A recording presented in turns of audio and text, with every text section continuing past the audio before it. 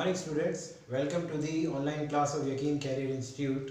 स्वागत है आप लोगों का यकीन कैरियर इंस्टीट्यूट की ऑनलाइन क्लास के अंदर। कल हम लोगों ने डिस्कस किया था आपके parallel and series combination of electrical resistances. ठीक है, आपको अगर उसके अंदर कोई डाउट होगा तो आप लोग कमेंट बॉक्सेस में पूछ सकते हैं, और थोड़ा सा अगर आप रिवाइज करना चाहते हैं तो उसके लिए आप लोग देख सकते हैं। सीरीज के अंदर हमने किया था, फॉर्मूला क्या था, R equivalent for series is equal to R1 plus R2 plus R3। ये डॉट डॉट कहाँ तक जा रहा था, Rn तक, कितना भी जा सकता है। ठीक है, और पैरेलल के लिए हमने देखा था 1 upon R equivalent is equal to 1 upon R1 plus 1 upon R2 plus 1 upon R3, और ये कहाँ जाएगा 1 अपॉन Rn तक जाएगा टोटल। ठीक है, तो ये मेरे पास दो फॉर्मूले कल मैंने डिराइव करके दिखाए थे आप लोगों को, किस तरीके से आप उनको कैलकुलेट कर सकते हैं। तो इजी एंड क्लियर है, आप लोग आराम से कर सकते हैं इसको। गुड, चलिए तो आज हम लोग डिस्कस करेंगे इलेक्ट्रिसिटी का एक और टॉपिक जो आप जनरली नोटिस करते हो। आपने देखा होगा कई बार आप कोई भी इक्विपमेंट चलाते हो, फॉर एग्जांपल हम लोग लेते हैं एक इलेक्ट्रिक आयरन। क्या ले लिया, इलेक्ट्रिक आयरन। मींस अगर मैं एक प्रेस ले लेता हूँ, जिसको देसी भाषा में हम लोग प्रेस कहते हैं, तो इलेक्ट्रिक आयरन को मान लीजिए मैं कुछ समय के लिए चालू करके रखता हूँ, तो आपने देखा होगा वो धीरे धीरे क्या होती है, गर्म होने लगती है। क्या होने लगती है, गर्म होने लगती है। जैसे जैसे हम लोग उसको ऑन करके रखेंगे वो समय के साथ क्या होगी, गर्म होगी। ठीक है, तो ऐसा क्यों होता है। सिमिलरली अगर आपने देखा होगा, मान लीजिए मैं एक छोटा सा और एग्जांपल लेता हूँ चार्जर का। किसका ले लिया, चार्जर ले लीजिए आप, मोटर ले लीजिए, या कोई भी इक्विपमेंट ले लीजिए, चाहे बल्ब भी क्यों ना ले लीजिए आप। ठीक है, अब ये सारे के सारे जो इक्विपमेंट्स होते हैं, अगर आप इनको कुछ समय के लिए चालू करके रखते हैं तो इनके अंदर क्या प्रोड्यूस होने लगती है, हीट प्रोड्यूस होने लगती है। क्या प्रोड्यूस होती है, हीट प्रोड्यूस होती है। ठीक है, तो यहाँ से हम लोग एक कंक्लूजन निकाल सकते हैं कि जब भी किसी इलेक्ट्रिकल इक्विपमेंट के अंदर से करंट पास होता है तो उसके अंदर हीट भी थोड़ी राइज होती है। ठीक है, इसीलिए हमारा नेक्स्ट जो टॉपिक है वो है heating effect of electric current. चलिए नेक्स्ट टॉपिक लगा लीजिए, heating effect of electric current. Next topic है आपका heating effect of electric current. Heating effect of electric current simply means whenever we pass a current, simply means whenever we pass an electric current through a electric circuit,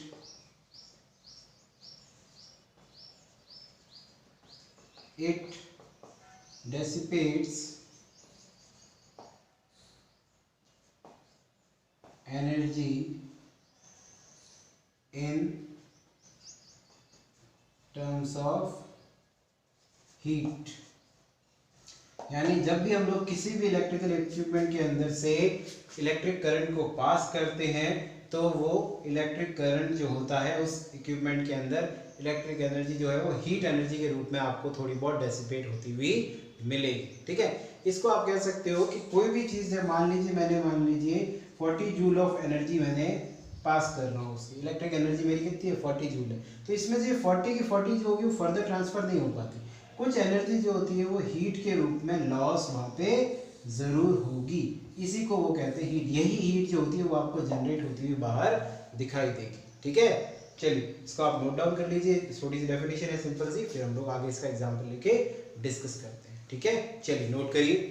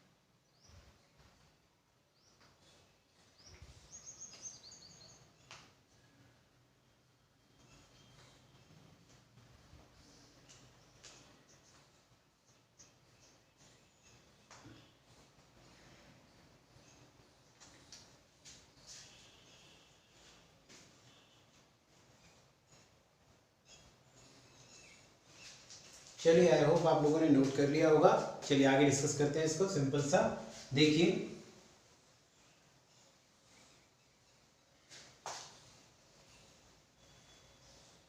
चलिए next point देखिए, factors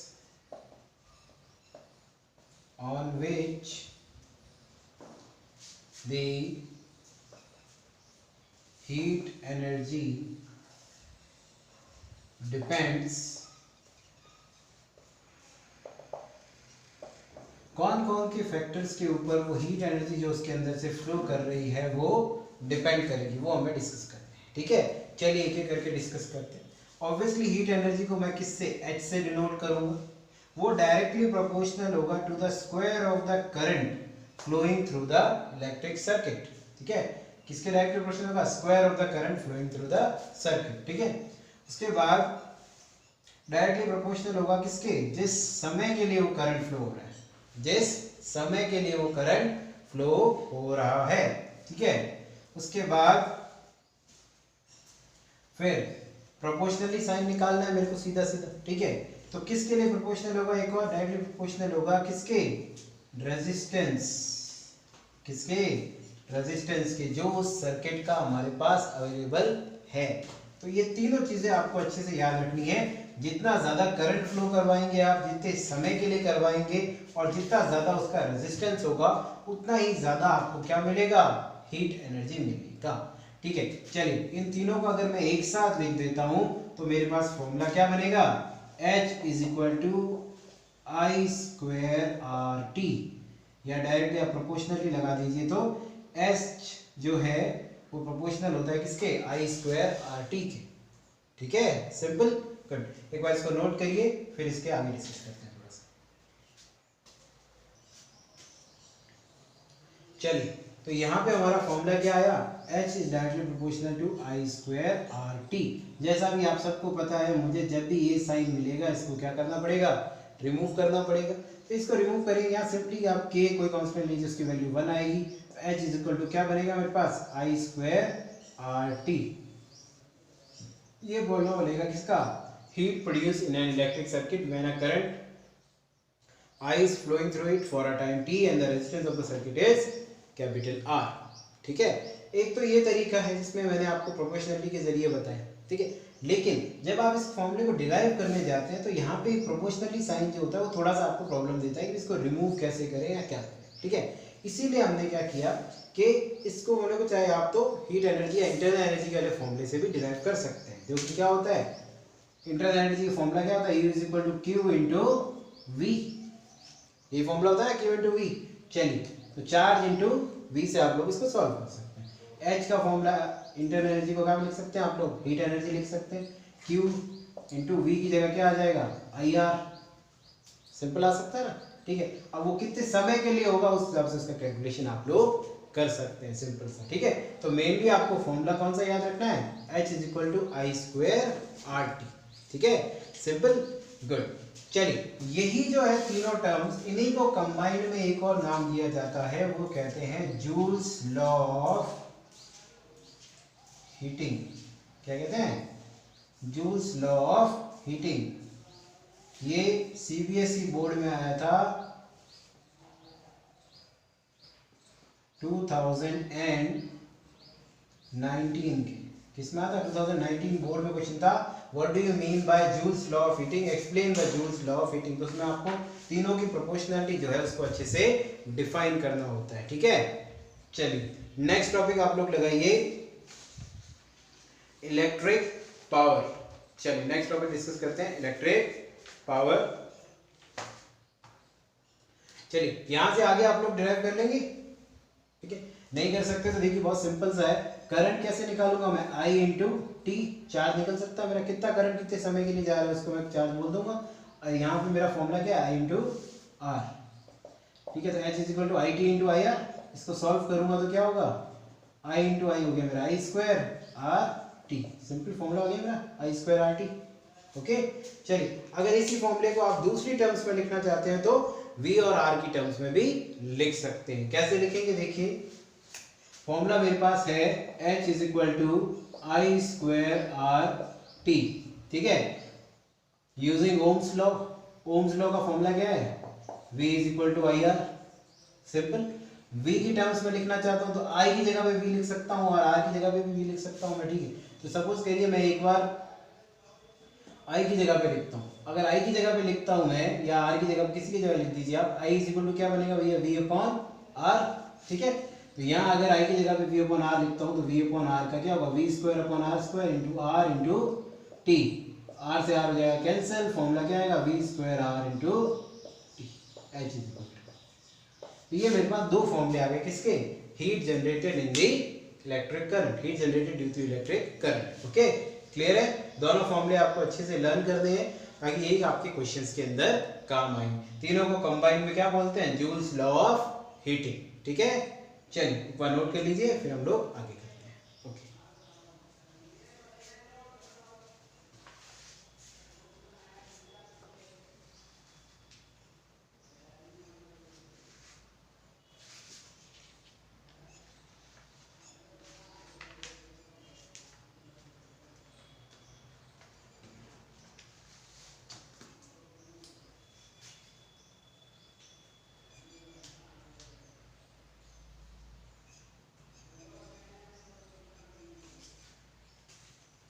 चलिए I hope आप लोगों ने note कर लिया होगा। Next heading लगाइए इलेक्ट्रिक पावर, नेक्स्ट हेडिंग लगाइए इलेक्ट्रिक पावर।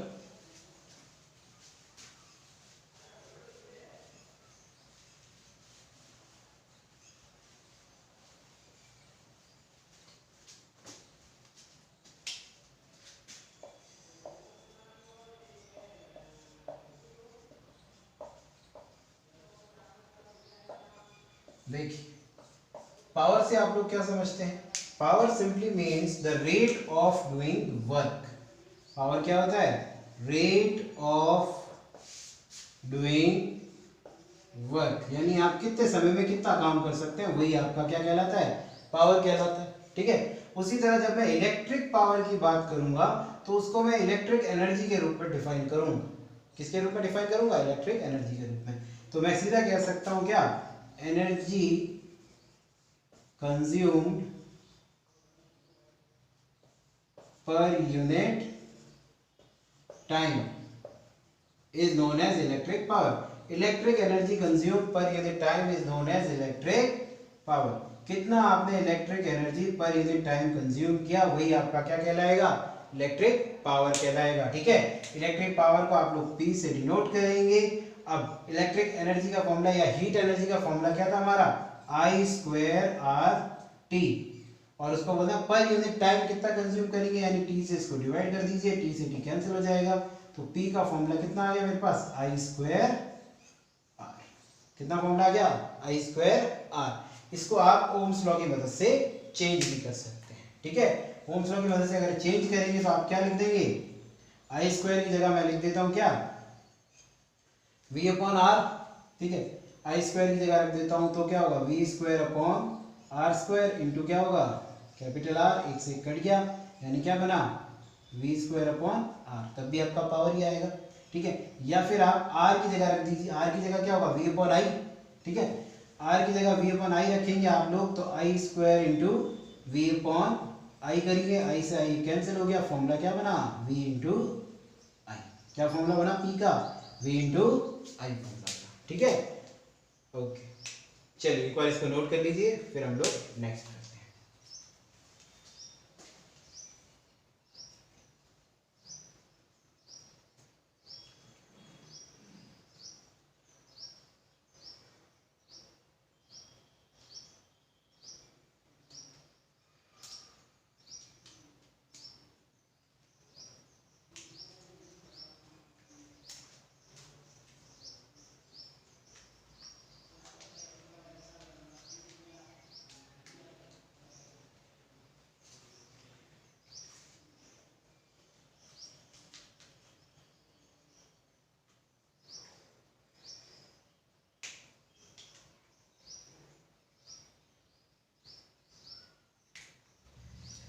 चलिए आई होप आप लोगों ने नोट कर लिया होगा।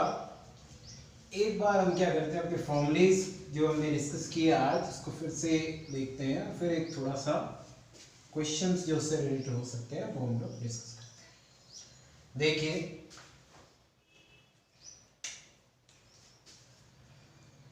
सबसे पहले हम लोगों ने फॉर्मूला देखा हीट एनर्जी का, कितना था I²RT। ऑब्वियसली मुझे पता है ऐसा यूनिट ऑफ किसी भी तरह की एनर्जी हो, ऐसा यूनिट क्या होगी, जूल, जिसको कि किससे डिनोट करते हैं, कैपिटल J से डिनोट करते हैं। ठीक है, फिर मैंने डिस्कस किया पावर के बारे में। पावर क्या था, H/T यानी I²R, और अगर आप इसको कन्वर्ट करना चाहते हैं तो I की जगह अगर आप V²/R लगा दोगे तो फॉर्मूला क्या बनेगा, V²/R। ठीक है, और अगर R की जगह V/I लिखोगे तो फॉर्मूला क्या बनेगा, V/I। तो ये तीन फॉर्मूले मेरे पास आए, किस किस के आए, हीट एनर्जी के भी आ गए और इसके भी आ गए, पावर के भी। ठीक है, ऑब्वियसली पावर की ऐसा यूनिट क्या होती है, ऐसा यूनिट ऑफ पावर कैसे निकालूंगा, एनर्जी पर यूनिट टाइम, है ना, यानी जूल पर सेकेंड, और आप क्या कह सकते हो सीधा, वॉट। क्या होती है पावर की यूनिट, वॉट, WA+T, जिसको आप लोग कैपिटल W से डिनोट करोगे। किससे डिनोट करोगे, कैपिटल W की मदद से डिनोट करोगे। ओके, ठीक, चलिए अब इसको डिस्कस करते हैं हम लोग।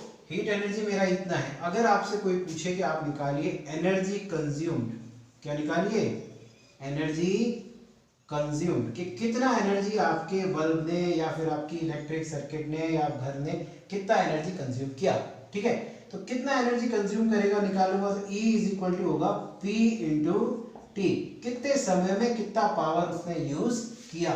तो E का फॉर्मूला मेरे पास क्या आएगा, I²RT, पहला फॉर्मूला। इसी को बोल दूंगा क्या, V²/R/T, और या फिर तीसरा फॉर्मूला क्या होगा, V/I/T। तो ये तीन फॉर्मूले मेरे पास किसके हैं, एनर्जी कंज्यूम्ड के। कैसे निकाले, with the help of power.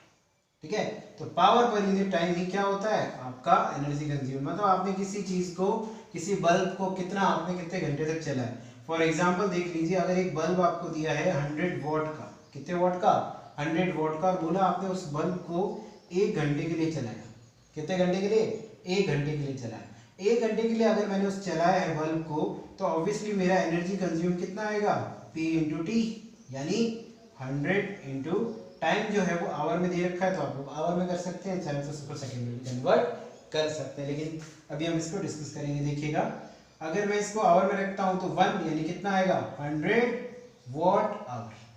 ये फॉर्मूला आंसर आएगा 100 वॉट आवर।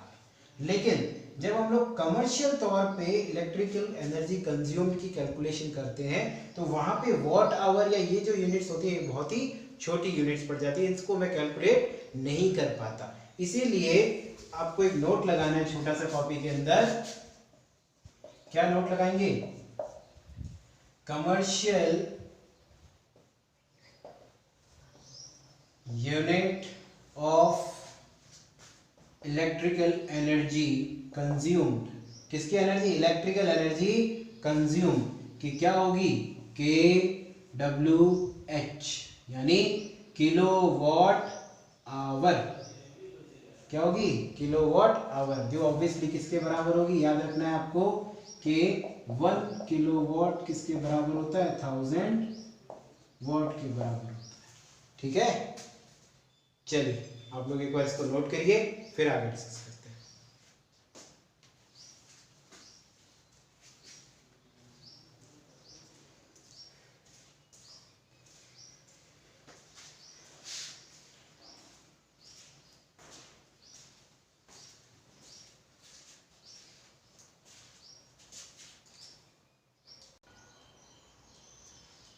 चलिए, आई होप आप लोगों ने नोट कर लिया होगा।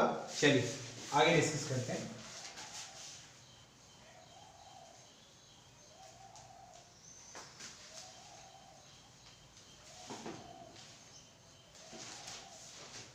देखिए, अभी मैंने आप लोगों को बताया था कि SI यूनिट जो है, कमर्शियल SI यूनिट क्या है, एनर्जी कंज्यूम की इलेक्ट्रिकल कितनी है, kWh। ठीक है, किलोवाट आवर। अब मुझे इसे बदलना है किसमें, जूल में। किसमें बदलना है, जूल के अंदर बदलना है। तो देखिए कैसे बदलूंगा, जूल मतलब इसको जूल पर सेकंड में बदलना है। किसमें बदलना है, जूल पर सेकंड, उतना जूल इसके अंदर हो जाएगा। देखिए कैसे बदलूंगा, किलोवाट मतलब 1000 वाट इनटू एक आवर में कितने सेकंड होते हैं 3600, इसको मल्टीप्लाई कर दीजिए 36 इंटू 10 की पावर 1 2 3 4 5, यानी कितना हो गया 1 2 3 4 5, यानी 10 की पावर, ये मेरे पास किस में आ गया, जूल पर सेकंड में आ गया। किस में आ गया, जूल पर सेकंड में आ गया इलेक्ट्रिक एनर्जी का वैल्यू। अगर मैं 1 kWh को बोलूं कितना जूल पर सेकंड है, तो आप इससे डिफाइन इसको कर सकते हैं। ठीक है, कितना होगा 36 इंटू 10 की पावर 5। ओके, चलिए, तो ये सिंपल सा है, आप लोग आराम से इसको एक्सप्लेन कर सकते हैं। 1000 इंटू 3600 इजीली कर सकते हैं। इसको आप पावर में बदल सकते हैं, मैं इसको 3.6 इंटू 10 की पावर 6 जूल पर सेकंड भी लिख सकता हूँ, इजीली कर सकते हैं। 10 से डिवाइड 10 से मल्टीप्लाई, वो भी आप लोग कर सकते हैं। ठीक है, तो ये ऑब्वियस है मेरा कि आपको 1 किलोवाट आवर की ये दो वैल्यूज जो है वो अच्छे से याद होनी चाहिए कि 1 किलोवाट आवर में कितना जूल होता है और कितनी तरीके से उसको एक्सप्लेन किया जा सकता है। 1 मार्क्स में क्वेश्चन आता है कि what is the commercial unit of electric power और एनर्जी कंज्यूम, तो आपको उसमें एक्सप्लेन करना है कि इलेक्ट्रिक एनर्जी कंज्यूम क्या होगा, किलोवाट आवर। आप लोगों के घरों में जो बिल आता है वो भी किस में आता है, kWh। आपने देखा ना बिल आता हो तो उसमें हम कहते हैं कि यूनिट क्या है, एक यूनिट की वैल्यू, तो 1 यूनिट की वैल्यू होती है आपकी 1 kWh के बराबर। किसके बराबर, 1 kWh के बराबर। ठीक है, आई होप यहाँ तक क्लियर होगा। सभी फॉर्मूले एक बार गो थ्रू कर लीजिएगा, अगर किसी भी फॉर्मूले में कोई डाउट आती है तो आप लोग वापस से पूछ सकते हैं। ठीक है, चलिए एक एग्जांपल हम लोग डिस्कस करते हैं इसके ऊपर, फिर हम लोग क्लास को एंड करेंगे। देखिए एग्जांपल,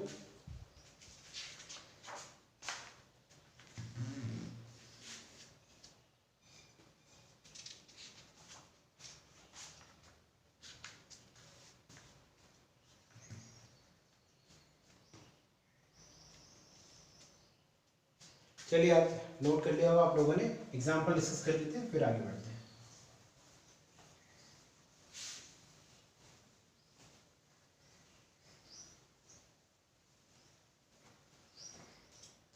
क्वेश्चन में दिया आप लोगों को कि आप लोग एक बल्ब, क्या एक बल्ब जिसका की पावर दिया है आपको 100 वॉट, पावर कितना दिया है 100 वॉट को आप एक दिन के अंदर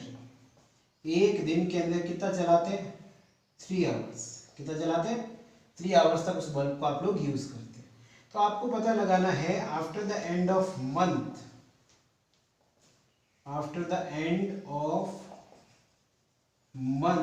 आपका इलेक्ट्रिसिटी का बिल कितना आएगा अगर 1 यूनिट का चार्ज आपको दे दिए ₹2 के बराबर। कितना, 1 यूनिट का 2 रुपये आपका लगेगा। तो आपको निकालना है कि भाई 3 घंटे अगर मैंने 100 वाट का बल्ब चलाया है 1 महीने तक तो कितना चलेगा। ठीक है, चलिए तो कैसे सॉल्व करूंगा इस तरह के क्वेश्चंस को, बहुत ही इजी है सॉल्यूशन। देखिए सबसे पहले मुझे लगाना चलेगा कि पावर ऑफ बल्ब, क्या लिखना पड़ेगा, पावर ऑफ बल्ब, जो कि मुझे गिवन है कितना 100 वॉट।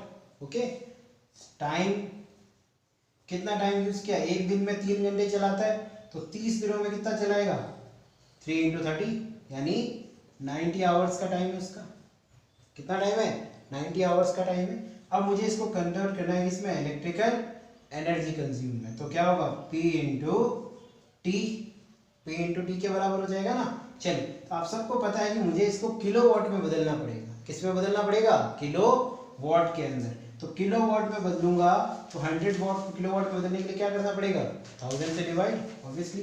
तो कैसे बदलूंगा, सो 1000 डिवाइड करूंगा कितना आएगा 0.1 वाट, सॉरी 0.1 किलोवाट, ये मेरी वैल्यू आ जाएगी इसकी। अब P इंटू टी एनर्जी लगाना है, पावर कितना है मेरा 0.1 इंटू कितने से चला 90 आवर्स तक चला है मेरा। ठीक है, इसको मल्टीप्लाई कर दूंगा, आंसर मेरा कितना आएगा, वो बल्ब कितना रुपीस में पड़ा मेरे को, कितना इलेक्ट्रिक एनर्जी आ गया मेरा, मल्टीप्लाई कर दीजिए 0.9 इससे करेंगे तो कितना आएगा 9 किलोवाट आवर। कितना आया 9 किलोवाट आवर। अब रुपीस निकालना है मेरे को, कॉस्ट कितना होगा, कॉस्ट या बिल कितना आएगा आपका, वो हो जाएगा आपका जितना भी आपका एनर्जी कंज्यूम्ड आया इनटू कर दीजिए कितना, उसने रुपीस दिया, तो 9 इंटू 2 कर दीजिए, कितने रुपए लगेंगे आपके, ₹80। तो 18 रुपए का आपका जनरली बिल आएगा। ठीक है, तो ये ऑब्वियस है कि अगर आपको वो बल्ब का या किसी भी इक्विपमेंट का पावर दे देता है तो आप लोग निकाल सकते हैं। ठीक है, और आपको अगर वो बता देता है एक दिन में कितना चलता है तो मंथली उसको कन्वर्ट कर दीजिए आवर्स के अंदर, उसे भी आप लोग क्या कर सकते हैं, कैलकुलेट कर सकते हैं। ठीक है, चलिए, तो इस तरीके से आप लोगों को क्वेश्चन सॉल्व करने हैं। एनसीईआरटी की जो एक्सरसाइज और इंटेक्स्ट क्वेश्चंस एंड एग्जांपल्स है वो आपको थ्रोली सॉल्व करने हैं। कोई भी प्रॉब्लम आता है तो पूछ लेना, हम लोग भी आप लोगों को एनसीईआरटी एक्सरसाइज और सॉल्यूशंस कराएंगे, उससे पहले आप लोग एक बार उनको देखिएगा। ठीक है, यहीं पे आपका इलेक्ट्रिसिटी चैप्टर फिनिश होता है, इसके बाद हम लोग शुरू करेंगे आपका नेक्स्ट चैप्टर। ठीक है, चलिए, गुड नाइट, ध्यान रखिएगा।